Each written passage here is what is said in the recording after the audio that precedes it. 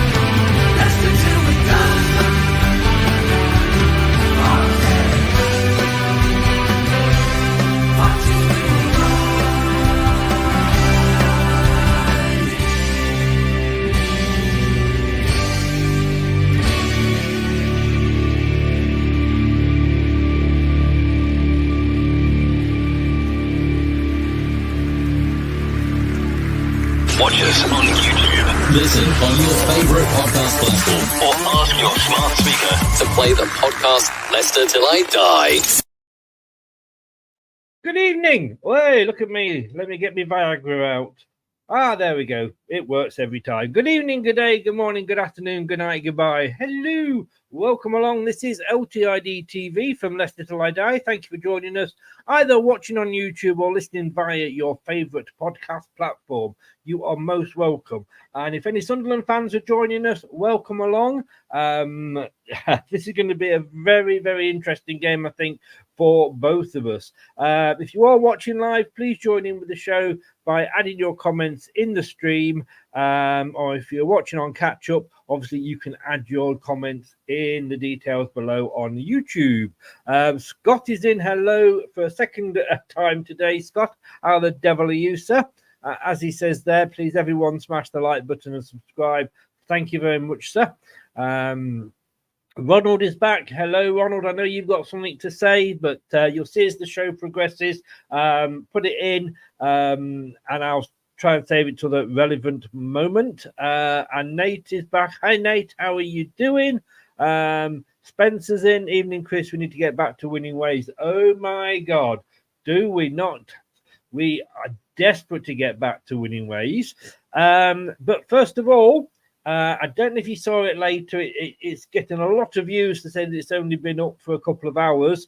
You may have seen either on Leicestershire Live or Leeds Live, because obviously you can guess from the name, it's all part of the same group, or in that mighty tome that is the Sun newspaper. Believe what you want, but there are discussions that Leicester City could be deducted points if we do get promoted.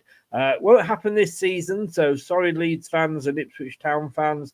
We're doing a good enough job of losing points ourselves this season without actually having to have any taken off us. And I can see from Brad's face that he agrees with me on that point. But we did do a show, myself, Brad and Dave, earlier, just discussing it. Get over to our YouTube channel, Leicester Till I Die, or LTID TV, and it's under the recent shows banner. We discuss the possible points deduction, but we've done that. We've got that out of a system. We're here tonight, to discuss a game that it could go one of two ways. We could end up and it could be a 5-5 draw, or the way that both our games are going, it could easily be a 0-0 and last on that match of the day, as they speak. But look, well, let's fingers crossed. Let's talk about it. This is the preview show for Sunderland versus Leicester City, which is live tomorrow night. We've got Paddy, we've got Brad, and we'll get them both in straight after I can click the right one here. If I can just find it. Here we Chris go. does it 3 hours a day. Want to do it again? 5 days a week. Oh, yes. Just for you. I love it. On the Golden Breakfast Show. This is Surrey Hills Radio. Oh, and look, I managed to get it right. I got us all in the right order, not somebody disappearing behind the banners or anything like that. First of all, we saw him earlier on in the season, and it is brilliant to have him back with us, and that is Paddy. Paddy, good evening. How the devil are you, sir? Not too bad, mate. Not too bad. Just yeah, I mean, I was laughing along there when you were saying about how you guys want to get back to winning ways desperately. Exactly the same for us. And as you said, we're kind of going into this game very similar, very bad runs of form. So yeah, I mean, hopefully something could break. But as you said, that usually means it'll be a draw. So Yes. Although having said that, I think both of us would probably take that at the moment. I mean, you Definitely. said you'd take a point against, was it Norwich you played on Saturday? Yeah. That didn't work out for you, but I think we'd both take the point now. There is a link to your podcast in the description below on YouTube, but do just give a shout out and tell everybody where they can listen to you should they so wish to. Yeah, so obviously we have we have a podcast, Local Report podcast. We do a couple of shows a week, sort of previews and review shows. Yeah, I mean, you find us on all the usual platforms, Spotify, yeah, sort of wherever you listen to your podcasts, really. We know we have a sort of a dedicated podcast team, and then over on our website we have, upwards of about 30 writers. So we're always, there's new articles going up there every day, and yeah, I mean the tone of them has changed a lot in the last few weeks, understandably, but it's just the football dictates the mood of the writing, really. So it's it's the same with any club. Yeah. And if anybody is watching that follows me on the BBC website, that's bbc.com/LCFC. I've got my details coming out, my match report coming out tomorrow. And I'm just wondering, Brad, I was kind of still upset about the weekend result when I watched it. So there may be some major editing from the BBC, but we do need to get back to winning ways, don't we? Well, first of all, Chris, I'm surprised you managed to sum up our slump and our performance in just 300 words. I'm sure the BBC must have sent back a few copies that you're not telling us about because there was half a bunch. 200 actually, which makes it even harder. Oh, well, they cut you cut your budget as well, did they? Take the swear words out, and I think it was probably about 3 words. We are shit. It sounds well. You summed it up quickly there, and that's being polite, I guess. So yeah, you do want to stop. You want to stop the rock, don't you? I don't know what it is that's going on at the moment. We're just in a funk. Maybe this is finally that little bad patch everybody was talking about. It's the longest we've gone in the league. Yeah. So I did say, didn't I? I did say we are due a bad run. Well, yeah. I mean, it's come at the worst time because this is the end. The final hurdles are in the way, and all of a sudden now the horse is stumbling, and we need to get back on track. But this isn't going to be an easy game. It wasn't anyway, regardless. And Sunderland are a team that are very notorious in the Championship. They've got great experience in this division. I know they're going through some up and down times recently, but they've never been the easiest of opponents for us to beat. Yep. So, and the game earlier in the season, which we'll come on to, wasn't it? It was a difficult game, and even back then, I think I'd said I'd take the point, but even more so now that we're going up to the northeast on a wet Tuesday evening in Sunderland. Oh no, that's Stoke, isn't it? But look, Paddy, we start by this is going to be interesting. This could be the whole show. But we look at the managers. You're trying to catch Watford up here, aren't you? Yeah, I mean it's not something what you want to try and replicate, but yeah, I mean it's crazy to think that since we last played, we've sacked Mowbray, we've brought in we've brought in Beale, then we've sacked Beale, and we brought Dodds back in.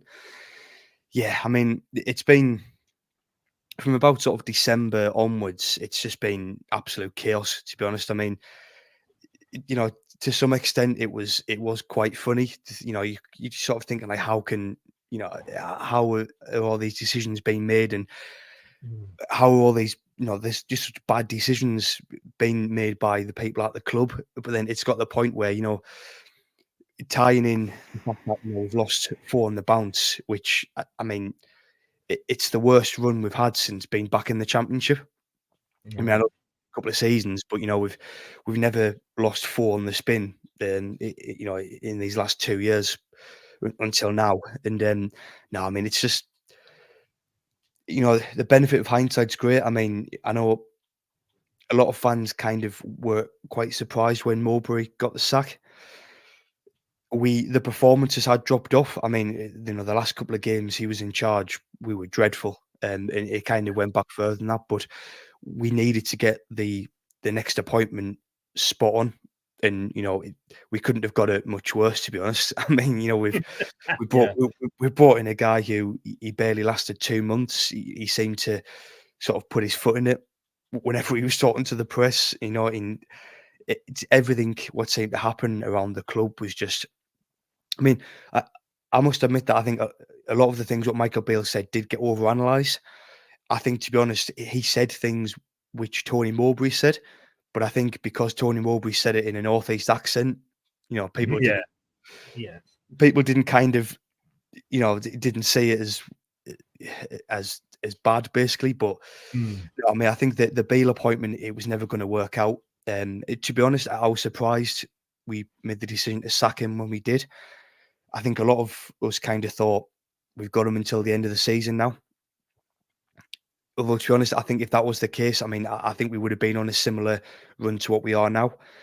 And it's unfortunate that, you know, Mike Dodd just come back in as caretaker. You know, he's sort of interim, I think is Yeah. the official the official title now rather than caretaker.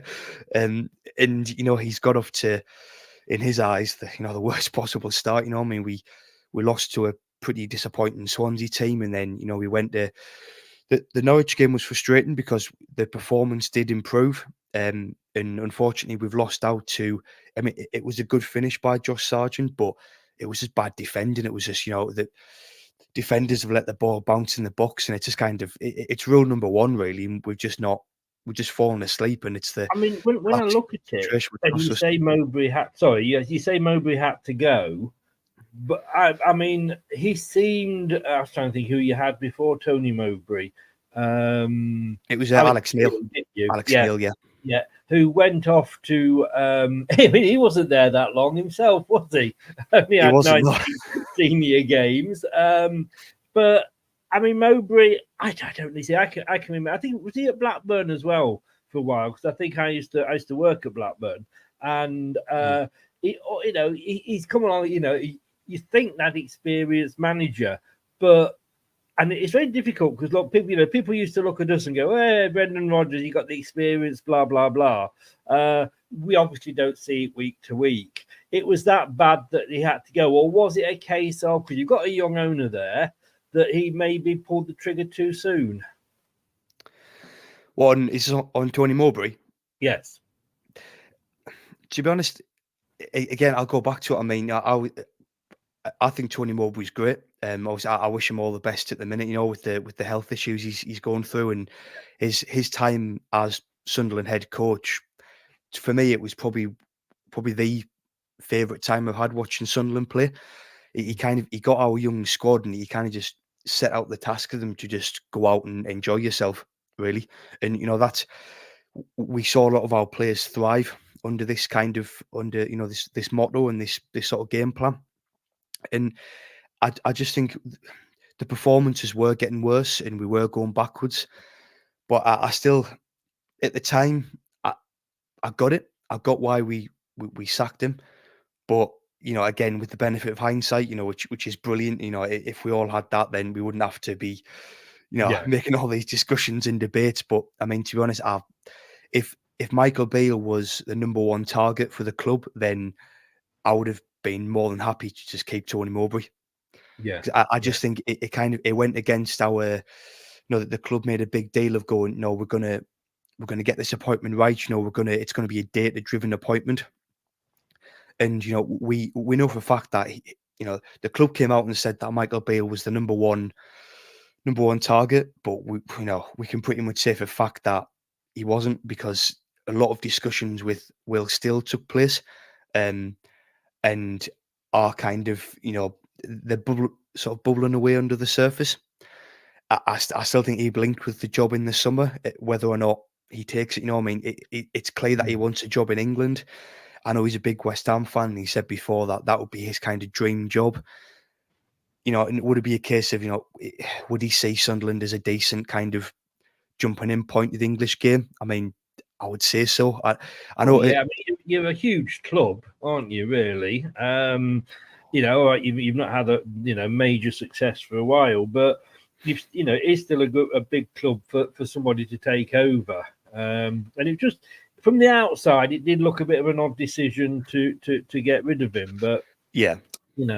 I mean, we know what that's like, don't we, Brad? Everybody's saying like, well, what are you getting rid of Brendan Rodgers for? Look what he's done. Look what he's done. Apart from upsetting female hosts, but I mean, for us, Brad, I mean, I made the joke after the weekend that he's not the Messiah. He's a very naughty boy because he has sort of come into this situation without any experience, so he's still learning on the job. And it's almost been too good, hasn't it? It's almost been like, my God, we had a great transfer summer. Yeah, all right, we've got the blip now, read the points, but we'll leave that. Win, couldn't we couldn't seem to sort of lose if we tried. We'd wait until the sort of 91st minute to score, and we'd get the win. Suddenly, one or two of the wheels are dropping off, and I suppose this is where he earns his stripes. Yeah, you can be a good manager when things are going great. And let's face it, until these last 3 games, things were above and beyond many a Leicester fans' expectations. Did we expect to be in the top 3 fighting for the top 2? I'm pretty sure most Leicester fans would. Even the most pessimistic fan would have thought we'd at least be competing to be back in the Premier League come this season. Was there that many who were that convinced we was going to hold on to players, like he has, win games at points in the season to a counter the way Leicester have? We were in a really strong position. I just think the first time there's a test, it's like a fire alarm's gone off at school and you've not been warned about it, and it goes off. And we're having that little, is it actually a real fire moment? Like, is this actually happening? Are we actually suddenly getting caught up when we felt quite confident? And honestly, I know, like, obviously we talked about this backstage that both teams are on the same sort of bad sort of form, but I know you said backstage, Paddy, that like, if you need points, come to Sunderland. Well, unfortunately, we've arrived at the same office because right now that's how it feels at Leicester. So it's going to be interesting to play the game tomorrow night. But it does make you think, doesn't it, Chris? It's taken 3 games for the panic to set in when you consider 3 games before we were all under very normal appreciative. circumstances, Brad. You lose 3 games, and you kind of like, well, okay, it was Leeds. I'll whisper this because of Paddy being in Middlesbrough, and QPR. Now the QPR one I think was worse because again, on paper, it's a game we should have won. Leeds, look, they're up there, and Middlesbrough, we lost to them earlier in the season. But I just, like I say, I do feel that we've got. Are we panicking too soon? Is what I'm trying to say. I think. Yeah, I think so. And I'm going to make a reference that I'm sure Leicester fans are all sick of being made, but we might as well play up to the name tag we've been given this season. Did either of you watch Man City versus Manchester United yesterday? I know not just for its comedy value, but we're talking about because you know where I'm going with this, Chris. Like we know exactly what we get called as a football club. We with how we have Premiership quality and all this, we get told because he was the assistant at Man City, we get compared to them in that sense. Like tongue in cheek, take the mix sort of thing, saying we're with our riches, etc. But they passed Man City to death. That's what he's trying to get us to do. And it's showing that you can do it to a degree, but it takes a very special side to be able to do it the way that he does it at Man City. It shouldn't really set panic off losing 3 games because it's not perfect. Like you see, you look at how Man City do it, and it shows you how much of a high quality you have to be to actually play the patient style football that he's doing. Just a sidetrack there. Can I say how absolutely? And if I don't know if anybody's on TikTok, we're on TikTok. You can see in the corner there's the 2 QR codes. The black one is for TikTok. The red one is for Instagram. You can just scan those in on your mobile phone and it takes you straight there and sign up. If you are on TikTok, please do search Mark Goldridge and watch his reaction. Please, it's hilarious. It is to see a man. I know you've not. I don't know if you've seen it, Paddy, and I know it's like, we don't support either of those two teams, but just to see the meltdown that this guy has, and I know he plays up to the camera. Obviously, he does, and that's why he's got as many views as he's got. Yeah. But it is ironic to hear a Manchester United fan saying that the referee is in favour of the opposition team. I mean, what? I had After all them years for Ferguson. I know. It's like, did you just say that? Really? But look, anyway, do go and check that out. It is worth a subscription on that. I love the fact that, I don't know, presume you both know that obviously Mark Goldridge is not his real name. That's just his persona for online. And the fact that he's actually called Brent is absolutely brilliant, because the only other Brent I know is the guy out of the office. So it's in quite nicely with that. Oh, dear. Right. Fans always expect miracles from the new manager, says Elijah. That's true. You immediately expect that bounce.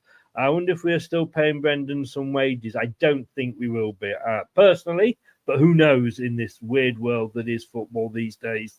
Denny, welcome along. Why are we losing games to easy teams? It's the Leicester way, isn't it? We always have done. I don't know why we're losing all our 3 games.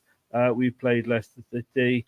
Denny, are you talking about Leicester there, or are you talking about Sunderland? I'm not sure which team, because you then go on to say, I don't know why we're losing all our 3 games. We played Leicester City. So I'm a bit confused there. Renee, how are you? Welcome along. Now, this is your season, Paddy.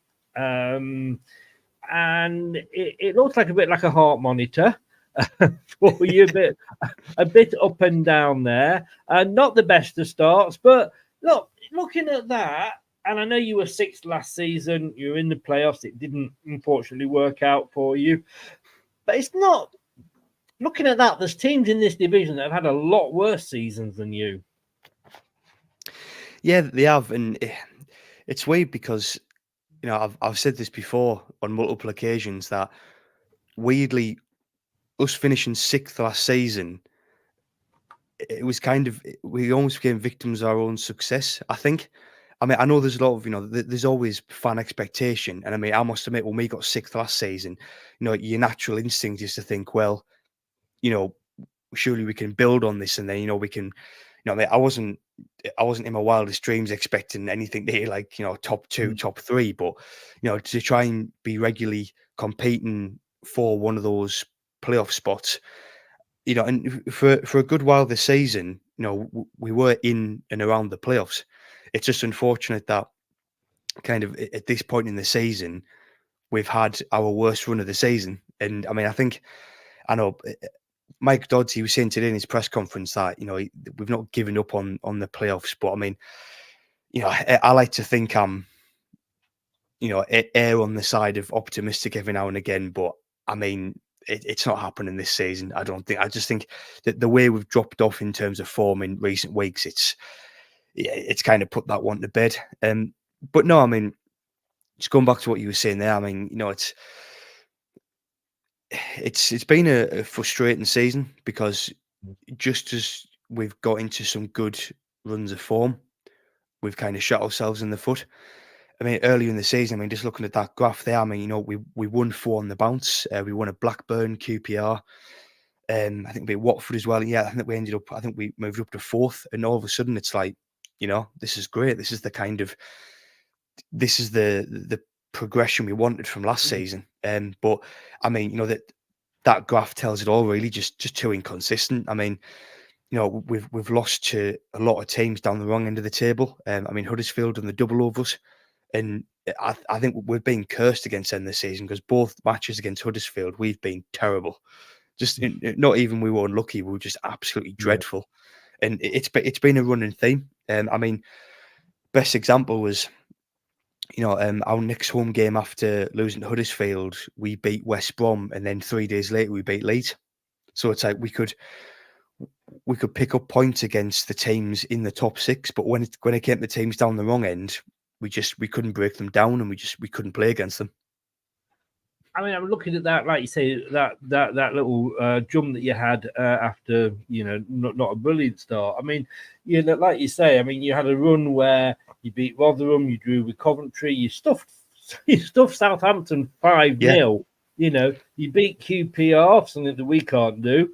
You beat Blackburn. Okay, you lost to Coventry, but then you put 3 past Sheffield Wednesday and 2 past Huddersfield. But then, like you say, you did go on, and then you lost to. I hate to say it again. You lost then to Stoke, and you lost to us. But yeah, from game sort of 7, you were 4th, 5th, 4th, 6th, and I had you not only at the start of the season, but I remember when we played you that first time. I remember saying how worried I was about playing you because I had you down as a definite playoff contender, and I think. When you look at the table, the top 4, I think, will be the top 4 towards the end of the season. In whatever order it happens to be, it will be the top 4. And it seems that teams have been playing for those other 2 positions. Not just yourself. Nobody seems to have had the consistency to hold on to that. Every week, there's somebody different in the 5th and 6th positions. And I'm just looking down at the table. I mean, you are on 47 points. Hull City on 56. So it's not impossible. It's not impossible, is it? Because, we've still got 11 games to go. Yeah, I mean, it's not impossible by any stretch. And I mean, we still have to play. Obviously, after we play yourselves, we've still got to play Leeds, Southampton, West Brom, and obviously Cardiff, who just below us as well. So, yeah, I mean, it isn't impossible. But no, I mean, I just think I would not be surprised at all if we were to say, because we've got Southampton away on Saturday. I would not be surprised at all if we picked up 4 points from Leicester and Southampton and then lost to Bristol City.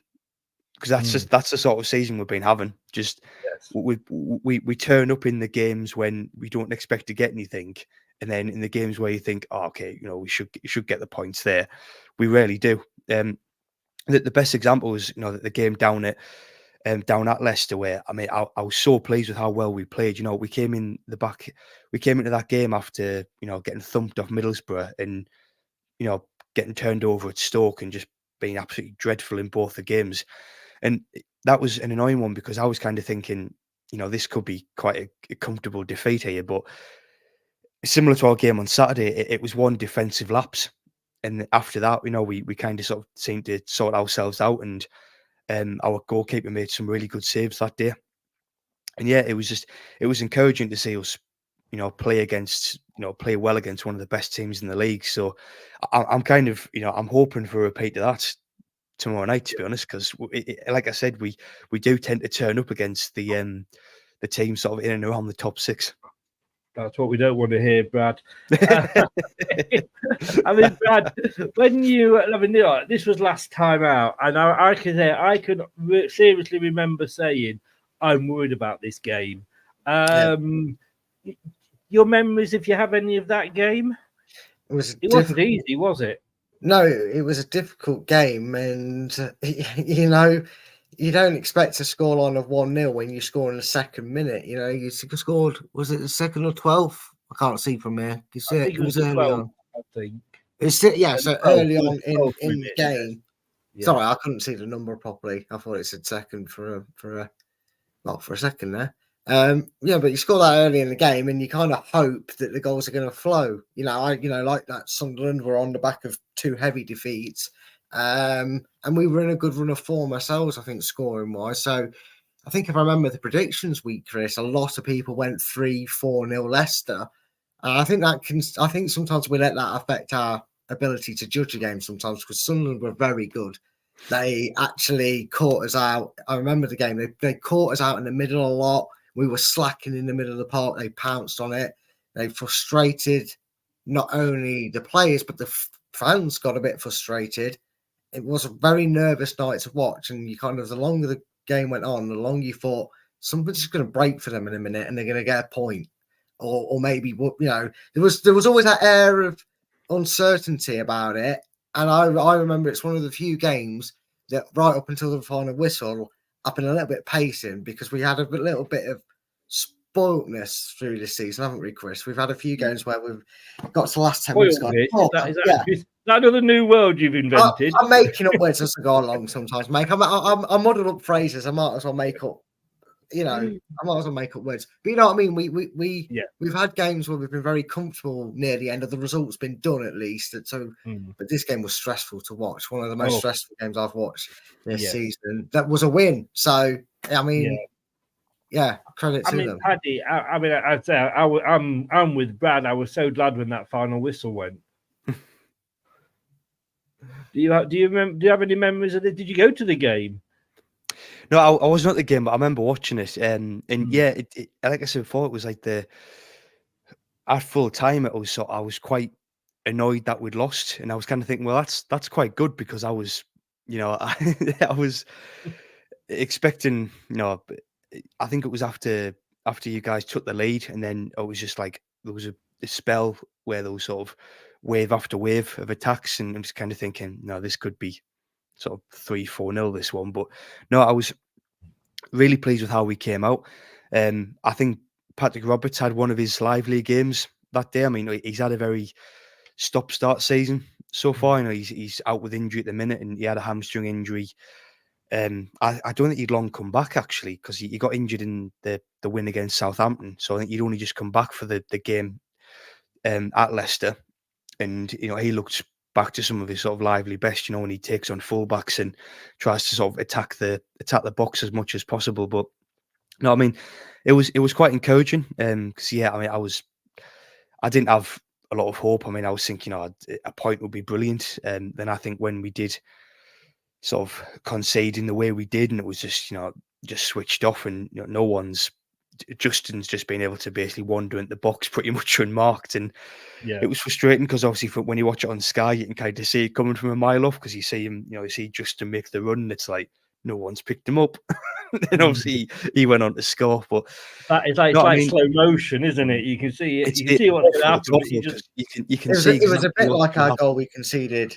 Our first goal we conceded at the weekend for QPR. No one picked him up, did they, Chris? No, we had the freedom of the KP. No, we got to see Chowdhury just going away from him, and it was like, no. Oh, there's nothing you can do. I think we use the zonal marking method, which is great when all of your players in their zone pick up their player. Obviously, you said, those are two words that remind me of Brendan Rodgers. Don't use the M words again, please. Well, see, that was one of the things under Mowbray as well. He got us to zonally mark a lot of the time, and again, it's great when everyone, you know, all of your defenders stick to their task and stick to their man. When they don't, and when a player kind of comes in pretty much unmarked, you look a bit silly because, you know, you've just obviously something's gone wrong. And I mean, that the goal down at your place was a prime example of that. Just, you know, you try and zonally mark, and just, you know, one or more of your defenders just weren't doing the job. Yes, yeah. Brad, I'm going to leave this one to you. I did put it up earlier, but I'm going to come back to it. It's out of context a little bit, but look, I get accused of being a bit horrible to some people sometimes. So this one's all yours, mate. If you can read that at all. I wouldn't be surprised if we play the same way as QPR game. I think out the manager he goes. Go for it, Brad. Jesus. Okay, right. Danny, Chris, get the button ready. There's things I want to say, Danny, but I'm gonna let you have your opinion because you're allowed to have your opinion here. But the manager goes, come on now. That's just ridiculous. He's in his first season, and we're a team recovering from Premiership relegation, and he still has us top of the league. I know that we're on a bit of bad form, but we've lost 8 games this season, and half of them have been to 2 oppositions. Middlesbrough and Leeds done a double over us, and we've had individual losses since then. Leeds went through bad form. Southampton have been going through bad form. We were due bad form. Yeah, it sucks. We didn't like the way we played against QPR, but it happens. You can't sack a manager just because you're losing 4 when you're still top of the league. I mean, yeah, we're a little bit panicked. Do you know, Brad? Do you know who I think Denny is? Boris. I do believe he might be, because Denny joined the YouTube in February, so he's probably been only a couple of weeks. So he sounds to me a bit like a Boris. Boris, by the way, Paddy, is somebody that. Well, I'm a glass half empty guy, but this was a guy fully empty. Wasn't he, Brad? Yeah, like a player could score a hat trick and he'd want Vardy in and say he was rubbish. Like, yes, yeah, that sort of ridiculous level. Oh, that sort of person that your opinion just gets glazed over. Yeah, I think every club has. I know Sunderland have plenty of. Yeah, plenty follow that. yeah. If you know, you know. It's one of them, he's isn't it? taking some stick in the chat. I've got to be honest with you. Not many. No, in fact, nobody's agreeing with him. Let me put it this way. So fair play. I can tell you that you are not. I am not Boris. I think he does complain too much. He's very, very new to YouTube, so I have a feeling he might. I've got a good feeling he is Boris, to be honest with you. Denny, mate, look, you're entitled to your opinion. I did have it ready, then I went off and did something else. But let's just play this for you, Denny.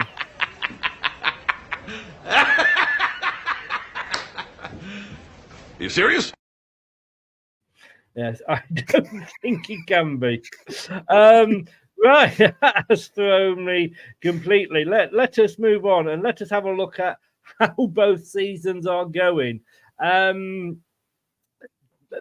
Neither of them are brilliant, to be honest with you. And I realise I've still got QPR I was going up to there. say that's because it's wrong.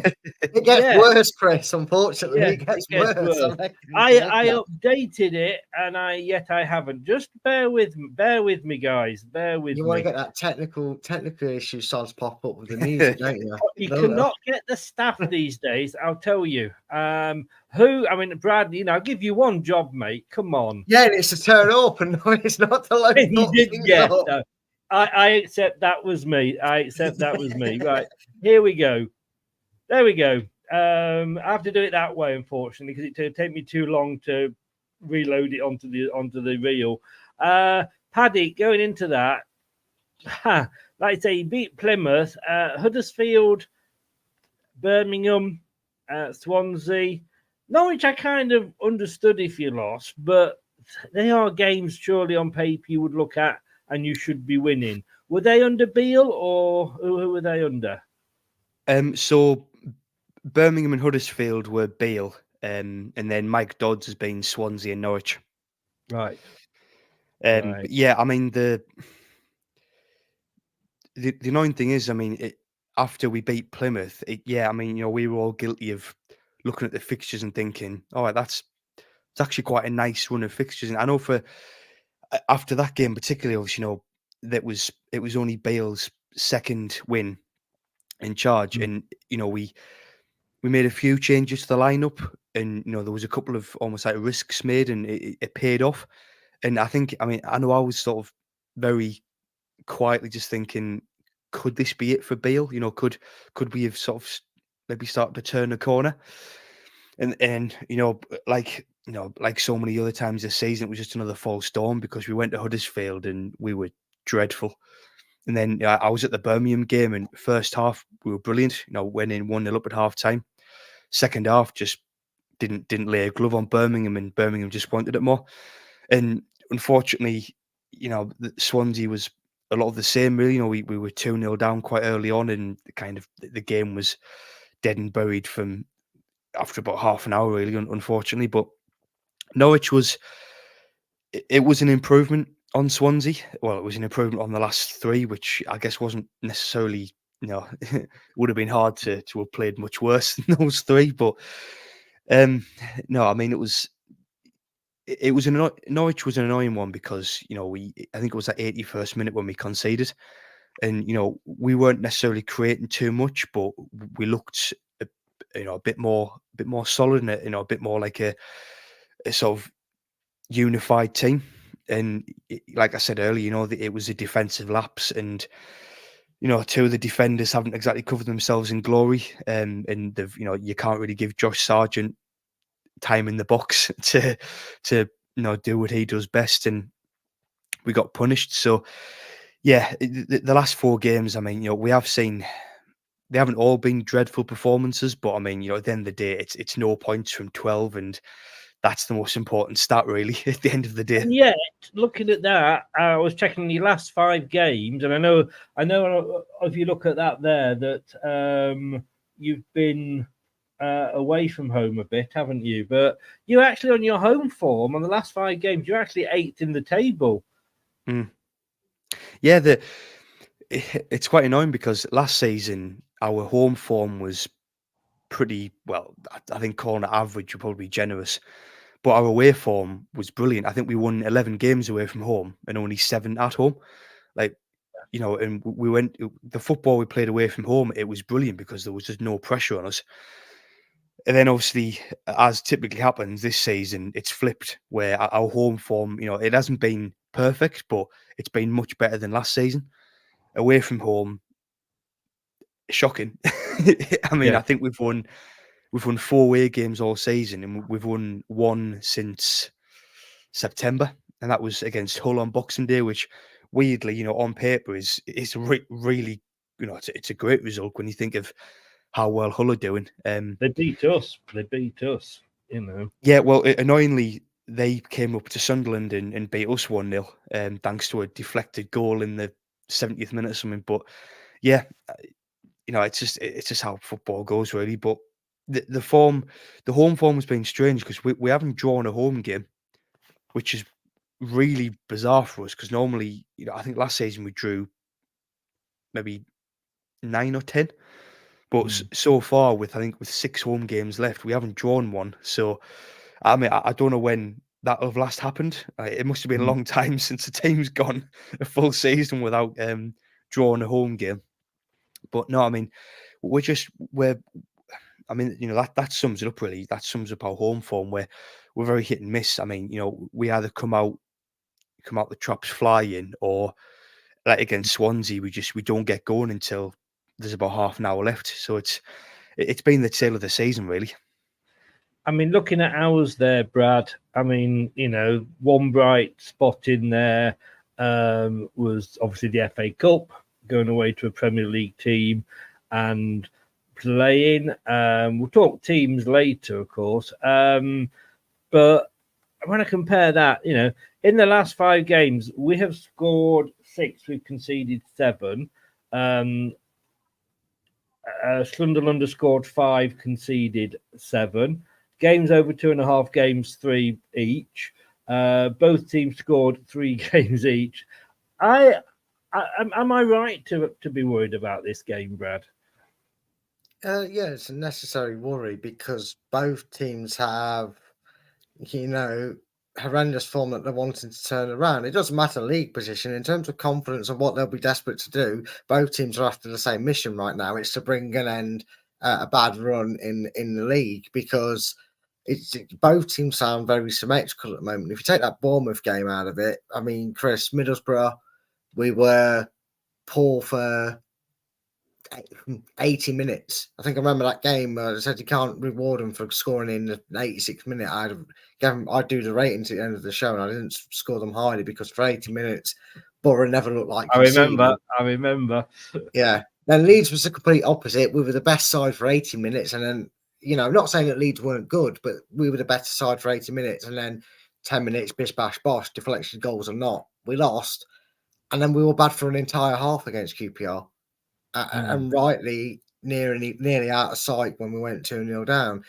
And both teams' recent forms, whoever scores the third goal is going to be important when this goes 1-1, because I guarantee you that's how it's going to go. I don't know if I predicted that, but looking at both teams' forms, it just looks like it's going to be 1-1. And if someone scores a third, that's your lot. This could be the game where we get a win like that, and that's that sort of win you talk about, Christian. And when we talked about, you don't care if it comes off bloody Vestergaard's arse cheek in the 96th minute. I will take that sort of goal. I know he can't play because I was going to say, if it does, it will be disallowed. Yeah, I just thought I'd use your love child as the example to make him feel included in the game. But you know what I mean, Chris? It's it actually feels like one of them games. So yes, to answer your question shortly. Yeah. Yes. And I would say I'm not. I mean, what's the home atmosphere? I would imagine the home atmosphere is very, very good. Still, are the. I mean, you know, because it's Sunderland, you've got great supporters up in the northeast. Are they getting behind the team? Are they, you know, if let's say we get an early goal, will they start at the team? You know, having a go at them. How's the crowd been this season? I mean, to be honest, I mean, I live down in the Midlands, so like I've only got to a couple of home games this season. The last one I went to was actually the Michael Beale's first game in charge when Coventry thumped us 3-0. So the atmosphere on that occasion was, it was understandably pretty bad. But I mean, the impression I get is that, you know, it's always been a case of, you know, if the opposition score first, there's always, you know, the kind of the groan of sort of, you know, almost like, here we go again, which, you know, can be, it's frustrating, but I mean, it's just, it happens, you know, you know, plenty of football teams have that kind of reaction when they're at home. When, you know, when things are going well for Sunderland, the Stadium of Light's a fantastic place. You know, the atmosphere is brilliant. Unfortunately, this season, it's like I said, it's been very hit and miss. We've not really been able to build up a decent run of form, especially at home. You know, we've won the odd home game here and there, but we've not been able to build any real momentum at the minute. No, and like losing our last home game to Swansea, kind of, you know, it put a dampener on that again. But no, I mean, it's, you know, I'd imagine that, you know, this will be a bit of a decent crowd there. I know some people have been saying online that they're going to stay away because of the run what we're on. I don't believe that. I mean, I think that, you know, this will be a good crowd. I mean, this is a club who are getting sort of touching 30,000 for our fourth year in League One. You know, I mean, we have some very hardcore fans, and you know they'll most of our fans will watch us through thick and thin. I know we got a lot of fans did return after we got promoted to the Championship, but again, you know, that's the case with a lot of teams as well. You know, but fans do feel like they have to stay away when things aren't going well, and you know I guess that's their right as a supporter. But no, I mean we've always had a very hardcore and quite a big hardcore group of fans, and you know that's not going to change, because I mean, you know, in the context of this season and you know how well we've done over the last sort of year and a half, it's a blip, but it's frustrating more than worrying for me. You know, I mean, I do think we will shift out of it. You know, every team does come out of their bad run of form. It was just unfortunate that we lost 3 straight games, and then we had Norwich, Leicester, and Southampton in a week, which wasn't the best time. But all the talk from you guys about being in a bad run of form is almost luring me into a false sense of security. So I don't know if I don't know if I want to get too suckered in. My next question was, therefore, after what you just said, is it a good time to be playing Sunderland? I think so, but I also think we're kind of reaching a period where almost like we're not. It's weird because it feels like we've not really got much to lose at the minute. I mean, I know some of our fans have been sort of looking over their shoulders and thinking, you know, surely we couldn't get, you know, could we get dragged into that relegation scrap? I don't think so. I mean, I know it's only 9 points, but I just think there's, because of just how congested it is and how many teams down there are, I can't see it personally. So They're all yeah, fighting amongst each other, aren't they, at the moment? yeah. I mean, you were saying there about how the playoffs are. There's a different team in the playoffs each week. It's like that at the bottom of the table now. I Yeah. mean, obviously, you had Stoke and QPR and Sheffield Wednesday all winning, and it's Thank you. crazy down there. Thanks for throwing that one in there. Right, it's been nice having you on, Paddy. Thank you. Goodbye.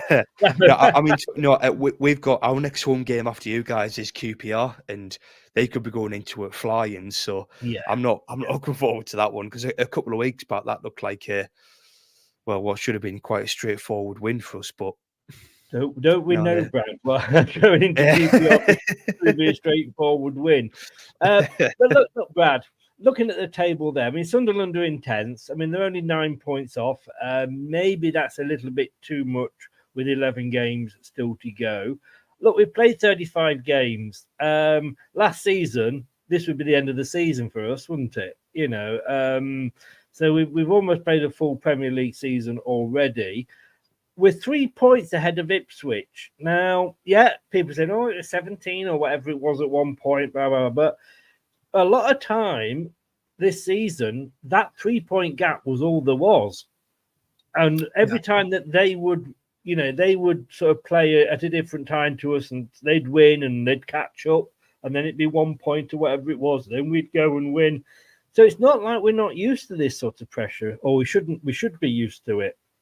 Yeah, we're used to it, and it's probably what the team needed. They probably needed a little bit of a wake-up call, because I think they started to believe their own hype a little bit. I know they didn't try to, but sometimes, it's not an excuse. It's just, you look at the reason of history will tell you that sometimes you get a little bit complacent.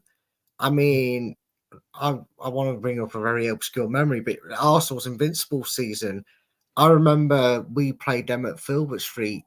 No, it was Walker Stadium. Was it the King Power? Well, it was Walker Stadium back then, should I say? And it was in their unbeaten season, Chris. I don't know if you remember this. But we were 1-0 up with like 5 minutes to go, and Arsenal were going for a bit of a cagey part, weren't they? They were drawing games and winning games 1-0 then, and they played us, and we nearly ended their run. And it's kind of like I think we got a draw out of them, didn't we? Yeah, we did. They equalised in like the 90th minute. I think it was like Gilberto or someone scored. And we were like so close to ending that run. We were one of the teams that got the closest in a 1-1 draw. And it's kind of how it feels with us being at the top of the league. That's what it's like. We got a bit complacent, and that's what's caused us to go off. And we haven't got away with it like they did back then a few times. So we've got to get it right now. And hopefully this is, sorry to say it to you, Paddy, but I hope this is a game where we kind of put that to rest now. And because who knows, we saw it with the Leeds result. The results could still go our way, and we open up that gap a little bit. I mean, Dave, you said this post-match on Saturday. Leeds must be kicking themselves. We're not beating Huddersfield. Because if Sunderland were to beat us tomorrow and Ipswich were to win, we would still be top, because our goal difference over Ipswich, unless we lose badly and they win like by 15 goals. It needs to be 7-0 both ways. Sunderland need to put 7 past us, and no disrespect, Paddy, I don't think that's going to happen. No. We're in a post-match afterwards. You said it, not us. yeah. I'll edit that out later. It's not live. Nobody's watching. 53 minutes and 43 seconds. And I don't think Ipswich will, whoever they're playing, will put 7 past them. So, yeah, I mean, it would take those 2 results for us to be knocked off the top. But, yeah, so we have been here before, and we should be used to it. So let's not get too panicky. Ronald and Scott, I've seen your comments about the team, and I have starred them because we are going to be doing a team later. So we'll come back to that. Let's just have a look here. Oh, press the right button. There we go. What are we looking at for Sunderland, Paddy? As in formation, your style of playing. Who should we be worried about? If you think there is somebody we should be worried about. Well, the easy answer to that one would have been Jack Clark, but obviously we'll not be seeing him for a while. And I mean, potentially, but I don't want to say, but we might not have, we might have seen the last of him in a Sunderland shirt. I obviously hope not. But I mean, the injury what he's got, I mean, he's basically going to be out until I think at least the middle of April, which I think leaves him with probably about 2, maybe 3 games to go. So yeah, that sort of that easy answer is kind of taken out of it. I mean, to be honest, the players who we've got, I mean, you know, we signed a player from was Belgium, Romain Mundel, who used to play for Tottenham. He was at the Tottenham Academy. We signed him in January. It's quite funny because he was sort of supposedly brought in as like Jack Clarke's replacement. I don't think we probably didn't expect him to be kind of replacing Jack Clarke this soon. But, you know, that's just how football goes, really. I've liked the look of him so far. You know, he's only played a few games. He looks really sharp, and he looks like he's actually going to be able to get the ball into the box more often than not, which I think we've desperately missed a lot this season. We've kind of had this running thing where it's like, despite the fact that we have strikers at the club now, you know, we had a problem with it last season. We play like we don't have strikers, and we don't put the ball in the box enough. And I think the funniest thing was on Saturday we started with Luis Semedo, who's a 6'3", 6'4" centre forward, and we didn't put the ball in the box. We then replaced him with Nazari Rusin, who is, well, I don't know his exact height, but he's much shorter. And then we started putting the balls in the box. And you kind of look at it and you think, that should be common sense. Obviously, no, it's obviously not. And maybe there was some sort of magical plan there, what we couldn't see. But no, I mean, you know, our strikers, they've had a lot of criticism this year. But at the same time, I think they've kind of suffered from, there's been no consistency. You know, it's been very rare that they've started back-to-back games. There's been a lot of rotation, and also just the fact that we don't play to centre forward strengths. You know, a lot of our game plan before was to give the ball to Jack Clarke and, you know, kind of see what he can do. Obviously now we don't have that option, so it's going to be interesting to see how that goes. But no, I mean, in terms of sort of formation, we against Swansea we went with 5 at the back. We switched it back to pretty much a 4 at the back for Norwich, and that was with you know, players who I think we are going to mix up the defence basically, because Dan Ballard's back from suspension. He had a 2-game ban for 10 yellow cards. You know, I mean, for me, he's our best defender. You know, he's a brilliant centre back, and I think it'll get the point where, you know, we might be struggling to keep hold of him, because I know there's been Premier League interest, and you watch him week in, week out, and you think, yeah, you can kind of see why. So I think he'll come straight back in. You know, it'll just be a case of kind of how the rest of the defence gets mixed up, really. But the rest of the team, I can't really see there being too many changes. I'd like to see us start Luis Semedo again. I think he, you know, again, going back to needing a run in the team, I think we need to basically go with either him or our Ukrainian striker Rusin. I think at least one of them needs to start every game now, because, you know, they're our players. They're on quite long contracts. You know, we need to give them minutes. You know, I mean, Semedo, for example, that was his first start since the first day of the season, and a lot of the time under Mowbray, he come on for sort of down at Leicester. I remember he came off the bench in injury time. It's like, there's no point. There's no point. You're not benefiting anybody from doing that. No. So yeah, I mean, I think it'll be 4 at the back. I think Ballard will come straight back in. The midfield, I mean, I'd be surprised if it changes up from Norwich. I think I'd like to see us start with the midfield we had there. And yeah, just it sounds simple, but I'd like to see us get the ball in the box more. I'd like to see our wingers hug the touchline a bit more and just get at the fullbacks, because we've been quite narrow all season. And even when we've had Roberts and Clarke, we've been too narrow and we've been too predictable a lot of the time. I'd like to see us just try and attack the fullback, get the ball in the box, and it's a bit of a cliche, but just to go back to basics, really. Yeah. We'll do ours in a bit, Brad, because we go through it player by player, so I don't want to bore you to death on that one. But no, thank you for that. But yeah, it's that point that we all hate. Score predictions. Brad, let me come to you. I can't remember, so you can tell me what I went as well in the prediction league. Yeah, you can't. No. I'll look it. I'll look it up. Don't worry. Whilst you give me yours. Well, I can't even remember mine, so I want to see what I've got. See how optimism has changed me since the QPR game. Yeah, we did these predictions. We do a prediction league, Paddy, and we put out because it was a 2-game week. We put our predictions in like before Friday, and we were all reasonably confident. Well, I can tell you, Chris, that you went for a Chris special because you went 2-1 Leicester. Well, an early season Leicester special, as we called it, because that was the scoreline we were getting. And I was really optimistic. I went 2-0, but this doesn't count towards that. I feel like Chris is going to get 3 points from this if we're going to win. Because I said it. I said 3 goals a game, and I'm going to go 2-1 Leicester. I do think there'll be 3 goals in this game, and someone's going to end their run. It just obviously for strange and obvious reasons, I hope it's the team and it's the away team that wins it. Just in case I didn't clarify that with our bad run, Chris, I just wanted to make sure you know I meant Leicester. When I said 2-1, I meant 1-2. I have written 1-2 down. Yes, I got it the right way round. I wasn't feeling that pessimistic. Yeah.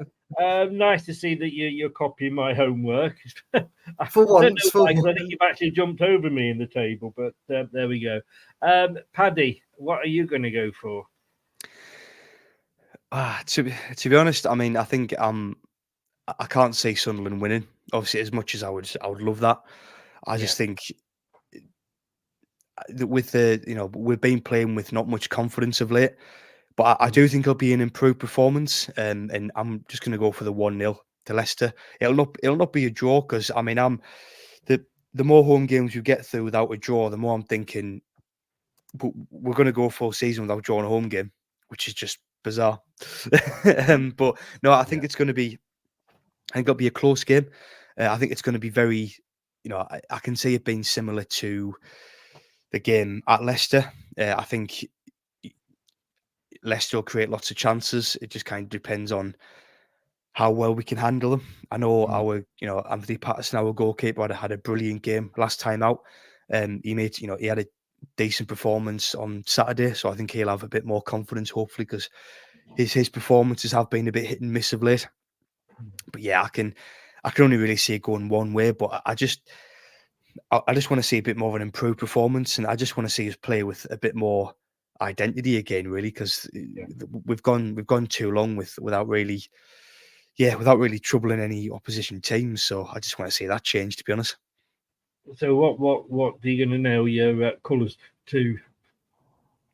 Yeah, I'd go 1-0 Leicester. Oh, you're in 1-0. Sorry, right? Okay. Yeah, I think it's going to be close, but no, I just you see, every time that's happened this season, Brad, we've lost. Every time this opposition fans come for a Leicester win. I think they've worked us out here. I think that was a fluke. That one. They're going to win 1-0. That's how it is. You're banned from 1-0s away from it. You're banned from predicting for us. I think that's the thing. I mean, I went 2-1, but I mean, we were joking before, weren't we? And we were texting each other sort of before the game on Saturday. We both say, we'll probably take a draw, at that time. I'm actually, although I've gone 2-1, so I can't change that. I've actually think it'll either be 2-1 or we might even now, with what you've been telling me in this show, I might actually go 3-1. You've given me a bit of confidence that maybe we can actually get bullish mortal. You've lured me in. You caught me. You got me in there. Ronald said quite the obvious, and I see what you mean, Ronald. I couldn't give a prediction until I see what side we put out. Of course, we don't know, but it's just for a bit of fun. But we do remind people what they predicted. Paddy, I don't know if you've got any help on this, just for any Leicester fans that are going up. What is parking like near the ground, and are there any decent pubs, or are there any pubs that will allow Leicester fans in? It's in terms of parking. I mean, you have got just over the river. There is a couple of car parks. What are there? So, and it's a it's a case of like a lot of places where you just gotta get there in plenty of time, really. I know that there is also there's a couple of park and rides as well. If you don't want to, if you want to be a little bit further out, and then you get a bus to the stadium. In terms of pubs, there is one which is actually it's a personal favourite of mine. It's a brilliant place to go. It's called the Fans Museum. It's in a old train station, which is part of the old railway line. And it's basically, it's like, it does what it says in the tin, really. There's loads of Sunderland memorabilia there, and loads of football memorabilia in general. And it's always away fans welcome. They have a couple of bars there. They have like Sky Sports on as well on a match day, and it's a really friendly place to go. And multiple times I've been in, and there's been away fans in as well, and they've always said they've enjoyed their visit. So I mean, I don't see the court. That's called the Fans Museum. Yeah. Yes, it is. Yeah, it's right around the corner from the stadium. It's over the bridge. It's probably about a 5-minute walk, but maybe not even that. Obviously, it's be a bit further to the away end. But no, it's a lovely place to go for a drink, and it's always a nice atmosphere. So that would be my recommendation. Now we know, guys. Now we know. Yeah. Now I can't remember.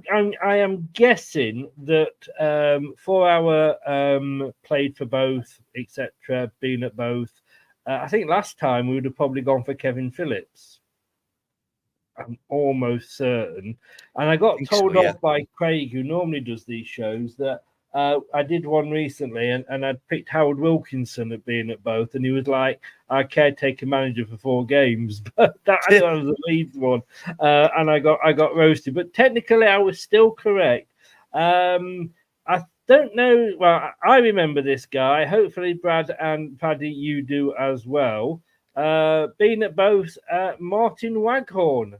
Brad, let's come to you.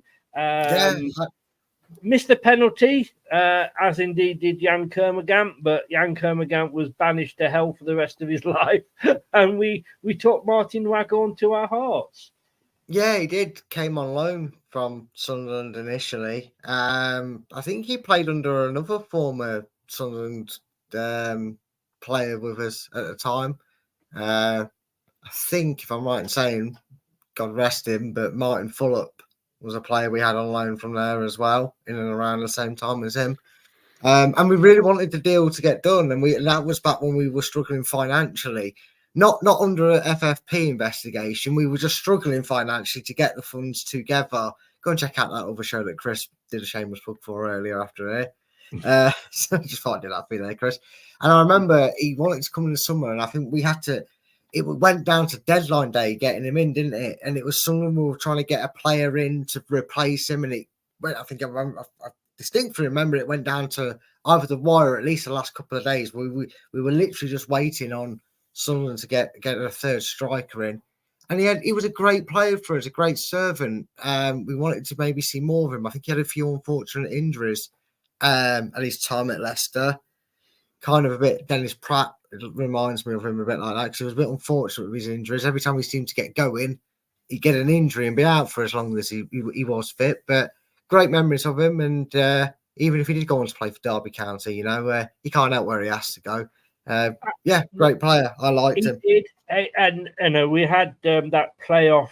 Was it the semis? Wasn't it, against Cardiff? And Jan Kermorgant went up and did the old Paneka. I never say that word. Paneka, is it? Paneka. That's it. Thank you. And obviously he missed. And then Martin Waghorn went up. The pressure that was on him as a lone player. And it was a bloody good penalty as well. It was. He put his. The goalkeeper got a hand to that. He'd have ended up in the back of the net with the ball. But unfortunately, it hit the bar. And now my memories, Paddy, were the fact that you rinsed us for 3 million for him. I'm not saying he wasn't worth 3 million, but you knew we wanted him, and the club you added another £1 million onto the asking price, I'm sure. But we loved him. Did you love him at Sunderland? Yeah, I mean, no, he was an academy product. He's Right. local lad. He was from South Shields, which is obviously just literally just down the road from Sunderland. Yeah, I mean, he came in. He came in the side when we were in the Premier League. He made his debut. I think it was actually against Manchester United at the Stadium of Light in front of a packed house. And I mean, that was when United were, it's when they were much better than what they are now, basically. And they were, it was one of the great sides what Alex Ferguson had built to win the title. And yeah, I mean, he did okay. You could say he He was didn't still play young. that He was many still raw. games for you, did he? He didn't But know. I mean, it was you were one of quite a few. Well, not he had one of the loan when he was at Sunderland, and he went on loan to I think it was Charlton Charlton, I think, yeah.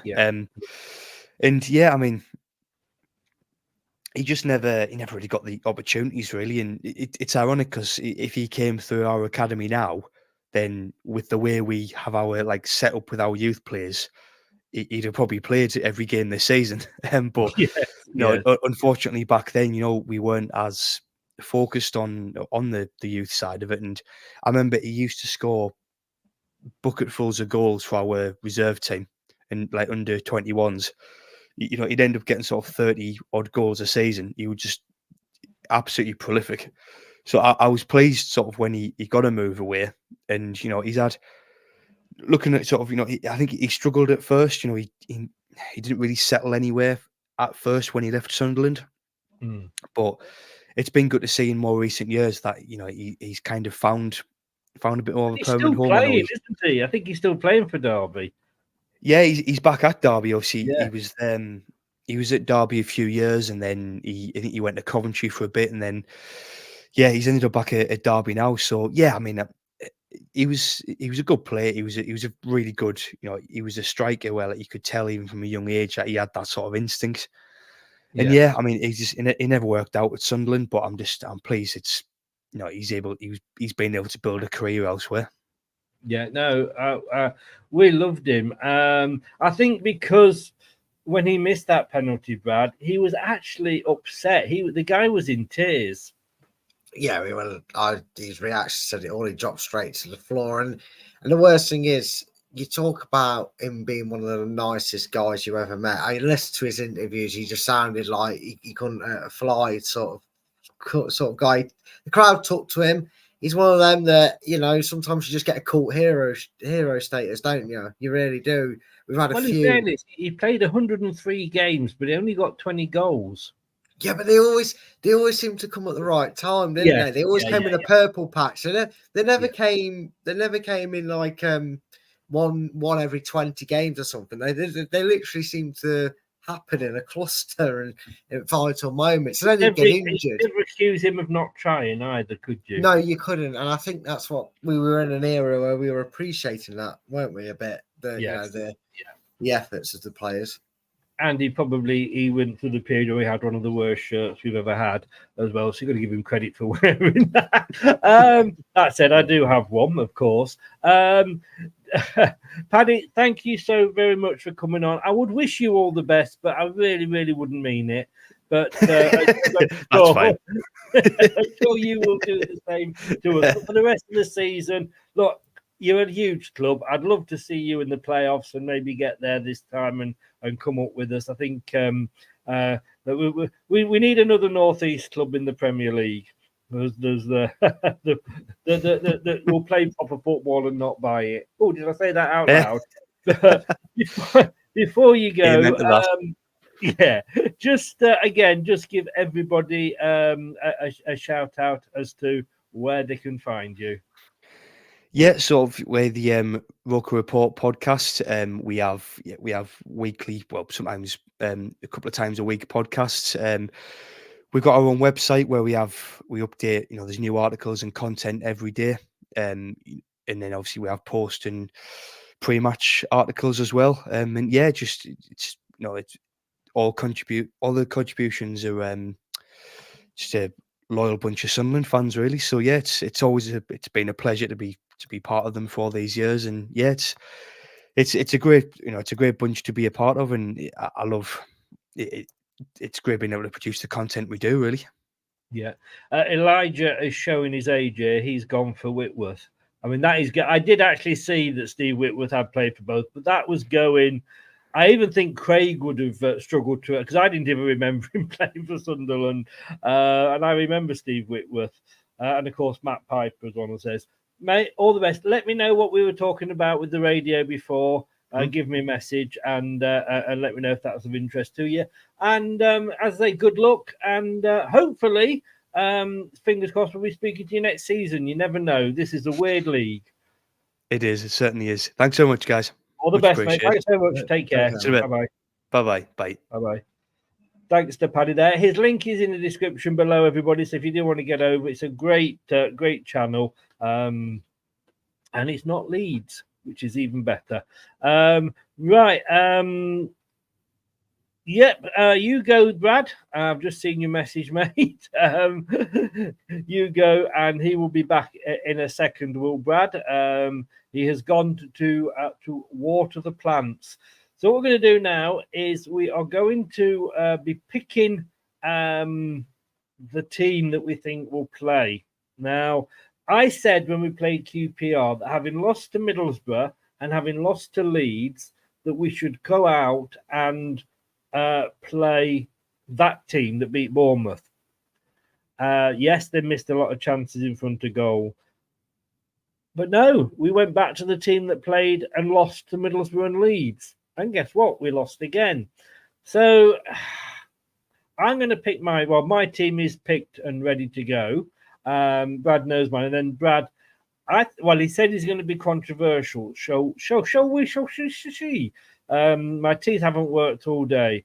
But we'll be picking the teams, and we'll be doing that after this very, very short break. Hello, Matt Elliott here. Hi, Alan Smith here. Hey guys, Ian Hume here. Hi everybody, Jerry Taggart here. Be sure to watch Chris and Leicester Till I Die TV for all the latest Leicester City news and information. You can also subscribe on YouTube and various social media channels for the latest updates and news on Leicester City Football Club. Come on, you foxes! Chris does it 3 hours a day. Wanna do it again? 5 days a week. Oh, yes. Just for you. I love it. On the Golden Breakfast Show. This is Surrey Hills Radio. The TalkSport Fan Network is the ultimate on-demand destination for the UK's best fan-led football podcasts, including Leicester Till I Die, independent analysis and reaction for the Foxes faithful. The TalkSport Fan Network. Unbeatable club-dedicated content created by the fans, for the fans. Follow the podcast on the TalkSport Fan Network. Indeed, and hey, here he is back, and built for speed, Brad. Built for speed. Definitely, I tried to be at least. Just one of the emergent surges moments. Like, I need to go quickly. No. The last thing I would want you to do is to leave a puddle on your sofa. Anyway, because it's leather, as I can see, so that wouldn't be the best plan. Right, this is my team. I've already done it. I've got to be honest with you. It is a team that is almost for me born out of necessity because it's who's available sort of thing. And I'll talk us very quickly through this, and then I'm going to let you sort of go for yours. You have said the word controversial, so I am looking forward to it. But look, for me, and when you look at Chowdhury there, right? Chowdhury is playing that Ricardo role where he is the right back and he moves into that central role as well. Not saying he covered himself in glory against QPR in that role, but for me, it's a case of, well, what else is there sort of thing? You know, you may come in and go, let's try this player doing that. So I'm really excited. A lot of people are saying Doyle might come back. I don't know what it is. I think if we sign, I don't. If we were to sign him, I don't think it would be the worst signing we ever made. But I think he is purely a squad player. I just don't see how you can drop Justin. And I'm trying to forget that we've had 3 really bad games and be fair and say, let's have a look at how they can play. Faz, again, he just picks himself. I think he's having a good season. He does like to run forward. Thing is, so does Nelson quite often. And I think I wanted Cody to start against QPR. For me, look, we've lost 3. If we lost 4, I think we'd have the fans going into meltdown, to be honest with you. And it would just, losing that 4 in a row, especially if Ipswich and Leeds win, it would be handing them the mental advantage, if you like. You know, not necessarily an advantage on points, but the fact that look, we're here now with Leicester. And I think we need an experienced head, you know, like a Matt Elliott, a Wes Morgan. And Ben Nelson hasn't really done an awful lot wrong. I just think that experience that Cody offers us could be vital, could really, really be vital. But look, I said exactly the same against QPR and he ignored me. So it'll probably be Nelson again. Winks, to me, again, goes without saying. Mavididi and Fatawu, I've got to be honest with you. McAteer, I'm not sure, is McAteer injured as well now? I don't know if there's been a press conference release. I haven't seen a notification, so I don't know.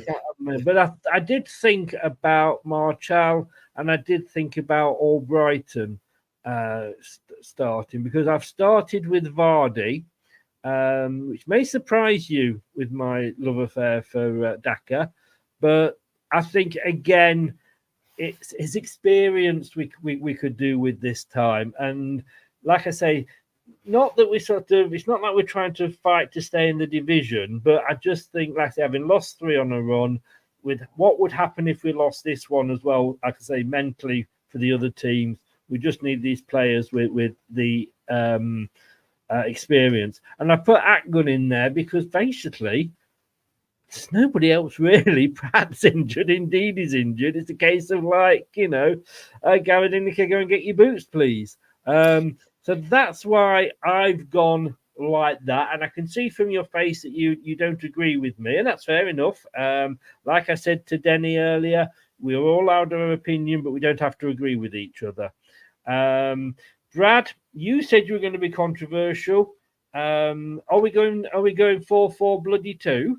No, we're not going Mike Bassett levels of controversial, but I'm going to put us into the shape that we start in, first of all, if you would be so kind, Chris. And I'm going to say that the majority of your team actually gets into mine, but just maybe not the way that you think. Okay. That's first of all, I'd change it to a 4-3-3. Okay, so I'm awkward. And I've just realised that it doesn't really help if I try and change things on the screen. I have to go into the website. So okay, lovely. I know, pretty obvious. When the 4-3-3, Chris, if you get 2 options, I want one where it's 2 midfielders and the third one isn't defensive. He's forward. So the opposite to that. So you see where Mavididi's on your screen. No, forward. He needs to go. No, that's the only 4-3. Okay, I've only got those 2 4-3-3s. Okay, then for the beneficial of being visual with it, imagine Mavididi's position is further forward, if you will. He's more in that Madison 10 role. I don't know if it'll allow you to move. I can do that. That works. That's exactly how I want it for me. I want it 4-3. Yeah, with a wing, yeah, just to give the visual of them being I didn't realise I could do that. Well, you'll be doing that all the time now. I'll be playing 3 at the back. I'm not used to this one. I'm used to that other one, if you remember, but I couldn't find this last time, and I found this. So please, everybody, I don't know if I can actually. Oh, here we go. I can even do this. Look at this. Oh, I like my new toy. He does. We practiced it. That's what she said. Right, so don't panic, everybody. We've not got Vardy out on the wing. I'm not doing a Roy Hodgson, but there we go. Right, Let's have a look then. We're going to start, I presume, with Hermansen. So we're going to get Smithies out of retirement. Yeah, it's a Madsen. It's Madsen. Mr. Well, let's be honest, at the moment, he's and not just him. I know I'm not having to go at the goalkeepers here, but he's letting one or two in at the moment. He is. Ironically, if you were to pick off that run in that sense, you'd probably go Stelarczyk because one game, 0 goals. So he's doing quite well. We'd go on that one. Yeah. At the left back option, I would actually go Doyle. Okay. I just think we need to try something else. Justin's passing in that attacking sense has been a bit different. And Doyle was originally brought in from Maresca on that left to do the job that Justin had to come in and fill because of Doyle's long-term injury. Yes. I mean, I would not be disappointed with Doyle. He hasn't done anything wrong. Yeah. And he's had a better effect than Cassidy did, when we were playing him. So I just love James Justin, to be honest with you. That's why I pick him. But I'm happy to go. I understand why you've done that, mate. Yeah, don't worry.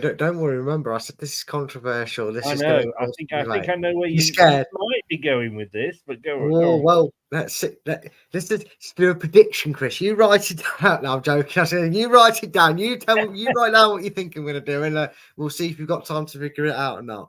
Because I'm going to agree with you with my centre back pairing.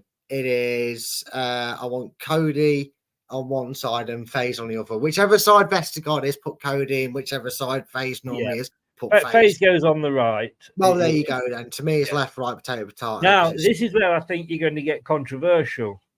Yes, because normally what I've noticed with the inverted wingers is although they both do the inverted winger role, one of them's always a bit more conservative. And I don't want Chowdhury anywhere near right back. And as much as I love Albrighton, I do think we might need him as an option as a winger. So you're right to put James Justin in because I want him on the right because he's covered for Pereira when he's injured before. And people forget can play on the right, totally 100%, mate. He can play on the right. And I had a feeling you see, I know I've known you too long, mate. I've known you. You have. But that is one of maybe the first controversial ones. But I think it makes more sense because he's natural to play that side, and he played it for Luton, I think, a few times on that side. I think we originally signed him to be versatile. Would he be able to play? Are you still having him going into the middle and helping out? Yeah, but he'll be the more conservative one. He'll be like how. Right. Ricardo can play that role. He's, sometimes I say he doesn't go forward, but it's actually when he's supposed to be the conservative one. So he'd be more doing that role instead of pushing on past Fatwa in that sense on that side for me, because he is stronger on his left to do that. I think on the right, he's a bit more conservative. Now then, the controversy continues. So I'm going to get the elephant out of the way right after I put the easy one in and Harry Winks. Harry Winks is one of their midfield three, one of the centre mid position players. That's just a given. I can forgive one below par performance from him, considering the other 34 beforehand were not 8 out of 10s easily. Here's where I get my second bit of controversial in. Number 8 role. I'm putting Yunus Akgun in the number 8 role. On the right here. Dewsbury Hall to the bench. Yeah, I'm dropping Dewsbury Hall to the bench. I can't say the number 8 role for me, mate, and the way and you'll understand where I'm going if you remember what I said about Bournemouth performance. So see if you can get 3 steps ahead of everybody else that didn't know it, and see if you can remember it.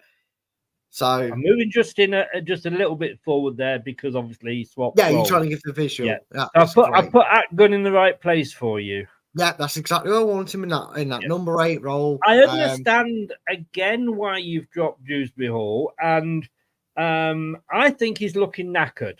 I'm going to be honest with you. He's getting overused. Totally, he's a bit like Barnes was under Rodgers in a way, but he's better than Barnes was most of the time.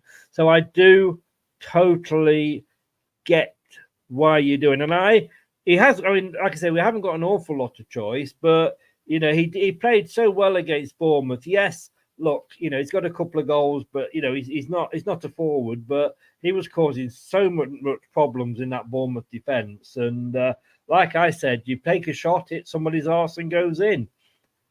Yeah, and that's what I reckon you can get out of him. Why he's brushing up on his shooting boots, he's at least putting it in the right channels of areas, and that's We where it agree is. on that, actually, don't we? We tend generally agree on that because that's pretty much what I had. Yeah. So you see why I'm coming with this team. Now, the other two, it's not really a debate for me. I'm sorry. They do have games where they're out-muscled, but the fact that it takes 3 people to keep Mavidi quiet, it shows you how good he is and how much of a threat he is an opposition. He has to play. I don't think you need them switching off. You want them constantly focusing on them teams. So the other side's obvious as well. It's Fatawu.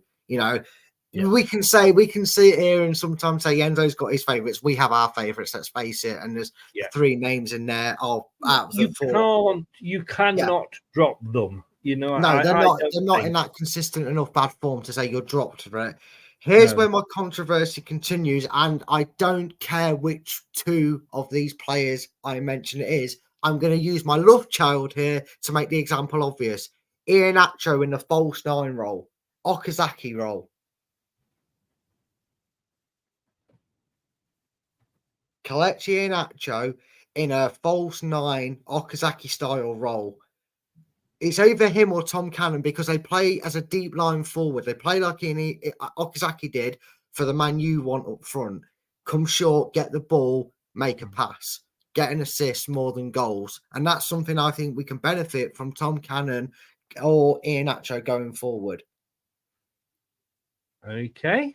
So my striker choice is kind of similar with the position I've just gone. It's either Daka or Vardy because you need the pace man to complement the false 9 role for Iheanacho or Cannon. So I'm gonna actually back you here a bit and stick and say we need to maybe put Vardy in that role, go for that experienced head, someone who can run that line, because there's one thing we do lack when Vardy doesn't play, and I know that the future needs to be on Vardy next season. I'm still with you on that, but the one little bit of nicheness that Vardy has in his game that others don't, Chris, in our strike force, is the ability to cause chaos on the back line by just putting a bit of pressure on. When some people give it up and know, I'm not going to get a block on it, so what's the point? He does it to get in the goalkeeper or centre back's head and make him rush it, and we get a throw in their half. You know what I mean?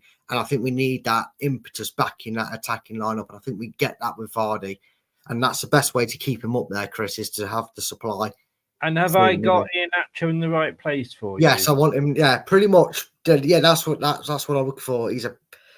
Because the way we press, you've got to remember, we play a high line, Chris. So that midfield wouldn't be, that middle of the park doesn't get left empty because Iheanacho collects the ball early and then pushes forward, and obviously Winks and Atgun would push forward, and that allows that, we know where we usually see our centre backs are on the halfway line, for Christ's sake, when we attack. So it would be still allows us that push in midfield.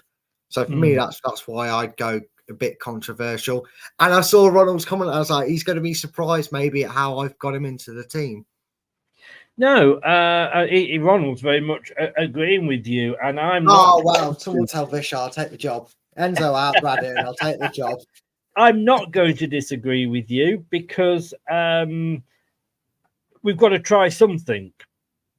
I do start my blog on the BBC webpage, www.bbc.com/Leicester City, LCFC, whichever, with that saying, which apparently isn't Albert Einstein. I thought it was Albert Einstein that said it. He's attributed to his saying, insanity is trying to do the same thing over and over again and expecting a different result. But apparently it wasn't. It was some American woman. But we need to do something different. And why not go for that? Why not go for that, indeed? If we go with that, Ronald's gone for a 3-0. I didn't see that at the bottom there. I'll have whatever pint of whatever you're having, Ronald. But look, hey, we know they can play together, Iheanacho and Vardy. So let's see. Fingers crossed. Brad, stay on the line because I want to have a chat with you. Thank you so very, very much. Do get over there, give Brad's channel a like, which is actually our sister channel, LTID TV2. Women who actually played very well yesterday against Chelsea. 4-0, I think it ended, didn't it? Yes, it did. It was such a Don't think it was a 4-0 scoreline. No, it wasn't. The first half could have come out very differently. The girls actually had the chance to put the ball in the net and hit the post actually before Chelsea broke the deadlock. And I don't know if you've seen the highlights because I messaged you about the first goal. And do you remember when we scored against Derby and in the playoff and the defender went to head it and it went over his head? That kind of happened. Yes. Yeah, I remember that kind of happened in the girls' game. It was it was just one of the. We're playing Chelsea; they're top of the league, fair play. But I tell you what, it wasn't a 4-0, and I think we would have beaten a lot of the teams that were down at the bottom with us. But I mean, to be fair, Bristol had an absolute stinker. They did. 6-2, they lost 7-3. 7-3 in the end, and they're on 6 points. Leicester are on 16 points. They've already scored this season. You got to give credit to the girls. They've already scored more goals this season than they have in any other season in the WSL. They've already acquired more points way before this game than they had in either previous seasons in the WSL as well. So they're a scoring unit, and you know what, Chris, as well. You see this step in progress because I don't want to talk about the scorelines 2 seasons prior to them. I think they were in double figures over both games. And Leicester, I know it sounds weird, but Leicester only conceded 9 this season, but they put up better fights. They were 2-0 up. No, that might be an Arsenal. Yeah, they lost 5-2 at home to the King Power. It's the first time they'd scored past Chelsea in 3 seasons, Chris. Yeah. And yes, they didn't score this time round, but they played a hell of a lot better. And had they been a bit more clinical in front of goal, who knows what the outcome would be. They're going in the right direction, Chris. They certainly are looking like a good side. Yeah, we're not going to go down anyway. That's the thing. Brad, thank you very much. Like I say, do stay on the line, mate. Thanks so much. If you have been listening via the podcast, whether that's the YouTube podcast or Spotify, Apple, and I can't remember what the other ones are, but any of the major podcast platforms, thank you very much for lending me your ears. Next time, can you remove the wax, please? And if you've been on here and you've been in the chat, thank you so very much. Give us a like, smash the likes on the channel. It really does help. And subscribe. We're over 3,000 subscribers now, and it's been climbing. So thank you very, very much for helping us get to that milestone. But that's it. We're going to be back at 9 with the championship preview. We're going to be looking at all the games, running through those. Kate will be joining us. But thank you very much. But in the meantime, Brad, are you ready? I'm never ready. Me. It's good night from him. Good night. Good night. Thanks for watching. These videos are tremendous. You better like them too, or I'll be back. The TalkSport Fan Network is the ultimate on-demand destination for the UK's best fan-led football podcasts. Including Leicester Till I Die, independent analysis and reaction for the Foxes faithful. The TalkSport Fan Network. Unbeatable club-dedicated content created by the fans, for the fans. Follow the podcast on the TalkSport Fan Network.